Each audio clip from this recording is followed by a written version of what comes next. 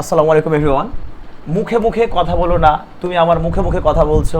আমি বড়দের মুখে মুখে কথা বলা পছন্দ করি না।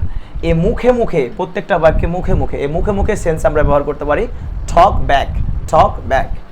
তাহলে আমরা বলতে পারি মুখে মুখে কথা বলো না, don't talk back, don't talk back. মুখে মুখে কথা বলো না, তুমি আমার মুখে মুখে কথা বলছো। তাহলে বলছো মানে এখন বলছে, তাহলে কন্টিনিউয়াস। তাহলে আমরা বলতে পারি you are talking, you are talking back, তুমি আমার মুখে মুখে কথা বলছো to me. You are talking back to me, তুমি আমার মুখে মুখে কথা বলছো। আমি বড়দের মুখে মুখে কথা বলা পছন্দ করি না। তাহলে আমি পছন্দ করি না, ইংলিশ খুবই নর্মাল। আই ডোন্ট লাইক, লাইকের পর আমরা টু একটা প্রিপোজিশন অ্যাড করবো। I don't like to talk, আমরা জানি টক ভারের পূর্বে টু বসে। I don't like to talk, আমি কথা বলা পছন্দ করি না। ব্যাক, ব্যাক মানে কি মুখে মুখে। তাহলে I don't like to talk back, আমি মুখে মুখে কথা বলা পছন্দ করি না। কাদের? বড়দের, two elders, two elders.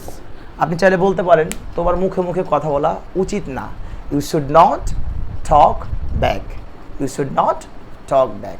So আমরা চাইলে টক ব্যাক ব্যবহার করে মুখে মুখে সেন্সে এরকম সেন্টেন্স তৈরি করতে পারি।